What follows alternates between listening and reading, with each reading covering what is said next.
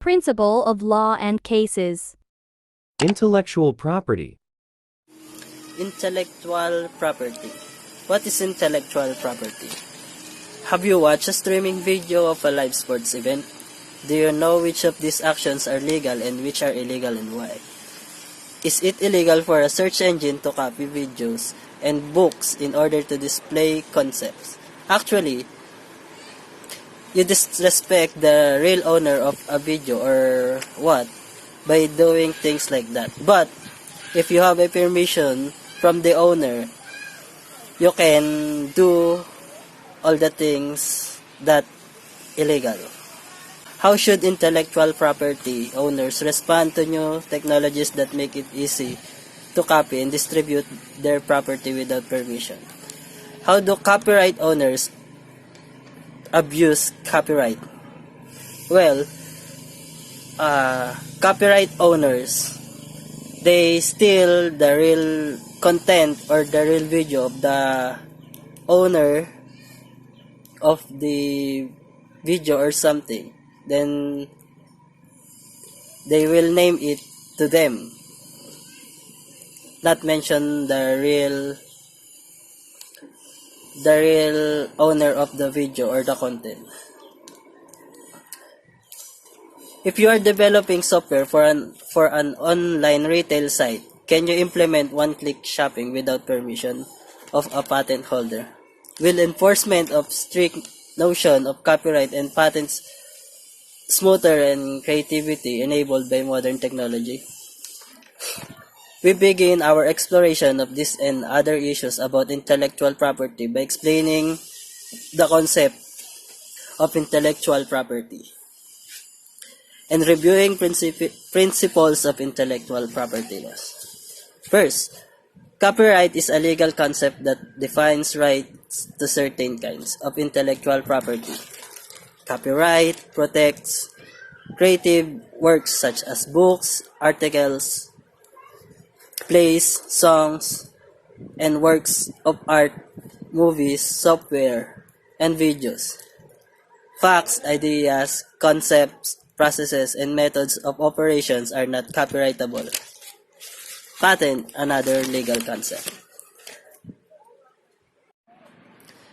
In addition to copyright and patents, various laws protect other forms of intellectual property. They include trademarks and trade secrets. The key to understanding intellectual property protection is to understand that the thing protected is the intangible creative work, not its particular physical form. Why does intellectual property have legal protection? Based on this article, they have the rights to create or buy include the rights to use it and to prevent others from using it and to set the price for selling it. Protection of intellectual property has both individual and social benefit. It protects the right of artists, authors, and inventors to compensation for what they create. And by so doing it encourage production of valuable, intangible, easily copied, and creative work. Making a copy of a copyrighted work or patented invention does not deprive the owner or anyone else of the work's use. Intellectual property differs from physical property in this way. Thus, taking intellectual property by copying is different from theft of physical property, and copyright laws does not prohibit all unauthorized copying, distribution, and so on. A very important exception is the fair use doctrine uses of copyrighted material that the copyright owner has not authorized, and that one of the exceptions in the law does not permit are infringement of the copyright and are subject to civil and or criminal penalties. As I said, just what I said lately, if you have a permission to the owner of the content, you can easily copy their contents or videos without getting involved in copyright issues. Next, challenges of new technologies. The first category of intellectual property to face significant threats from digital media was computer software itself. Copying software used to be common practice. As one writer said, it was once considered a standard and acceptable practice. If it were considered at all, people gave copies to friends on floppy disk and business copied business software. People traded wares unauthorized copies of software on computer bulletin boards. So there, if you people copies the real content of the video or what, and then they sell it or they trade it, the unauthorized copies of the software. Pirated software include and still includes word processing programs, spreadsheets programs, operating system, utilities, games, and just about any consumer software sold.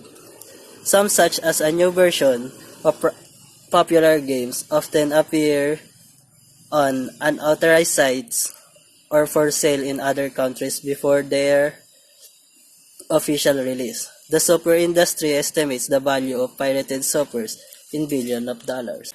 The fair use doctrine. Copyright law and court decisions attempt to define the rights of authors and publishers consistent with two goals: promoting production of useful work and encouraging the use and flow of information. The fair use doctrine allows uses of copyright materials that contribute to the creation of new works, such as quoting part of a work in a review, and uses that are not likely to deprive authors or publishers income from their work. See, the fair use doctrine,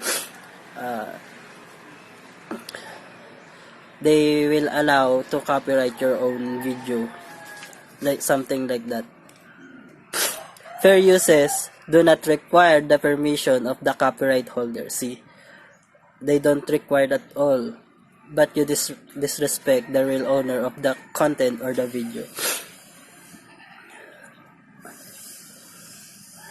The notion of fair use for literary and artistic works grew from judicial decisions in 1976.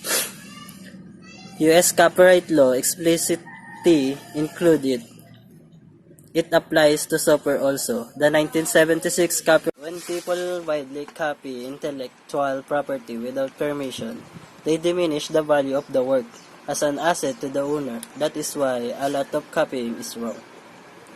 Supporters of unauthorized file sharing services and people who advocate loose restriction on copying intellectual property argue that permitting copying, for say, trying out a song or computer program before buying it, it benefits the copyright owner because it encourages sales. Such uses seems ethical, and indeed, since a lot of the wrong in unauthorized copying stems for depriving owners. Copying stems from depriving owners of income from their product. The fourth of the fair use guidelines consider the impact on the market for the product. However, we should be careful not to go too far in usurping a copyright holder's decision. Many businesses give free samples and low price introductory offers to encourage sales. But that is business decision. The investors and employees of the business take the risk for such choice. A business normally makes its own decision about how it markets its product, not consumers who want free samples nor even the courts. People who copy for personal use or distribute works of others without charges usually do not profit financially.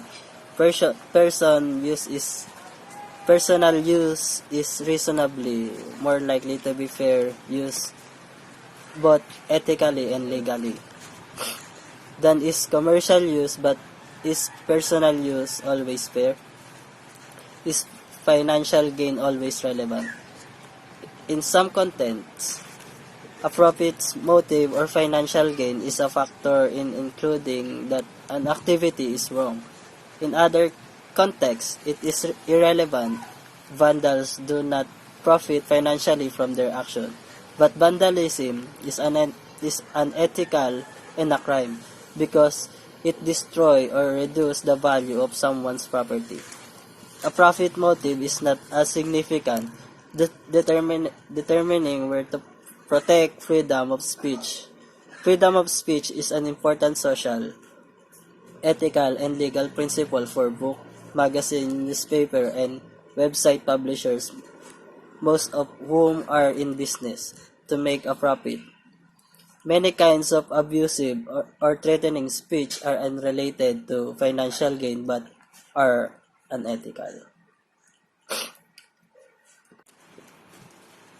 Here are some arguments people make in support of personal copying or posting content on the web without an authorization.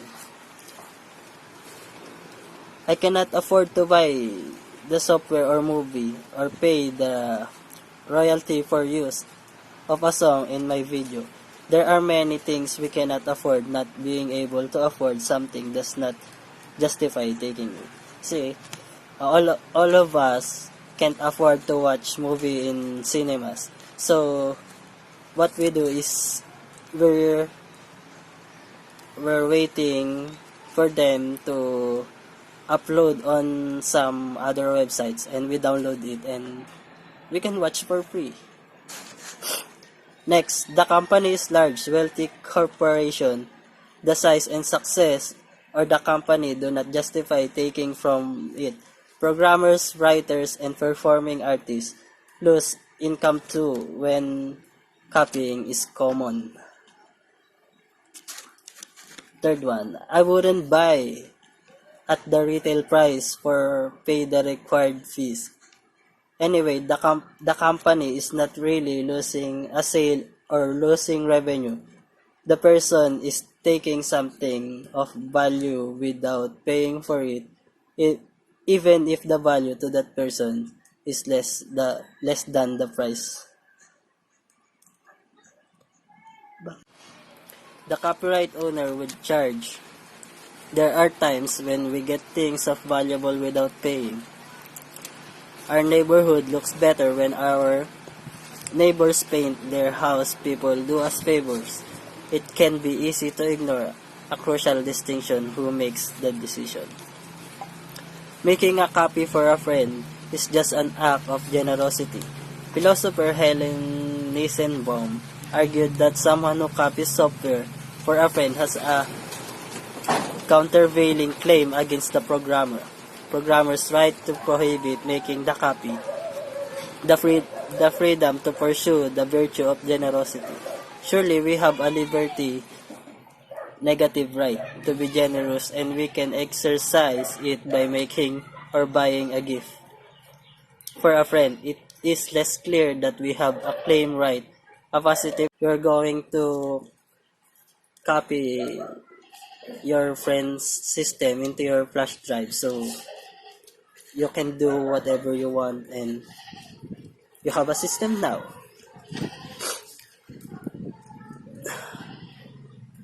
Everyone does it. You would be foolish not to. The number of people doing something does not determine whether it is right. A large number of people in one peer group could share similar incentives and experience or lack thereof that affect their point of view. Laws are not always good guides for ethical decisions, but the fair use guidelines do a respectable job of identifying criteria to help distinguish fair and unfair copying. Because of the complexity of the issues, there will always be uncertainty in the applications of the guidelines, both ethically and legally. The guidelines might need expansion and clarification to cover new media, but they give us a good framework that corresponds to sensible ethical criteria. And that's all. Thank you.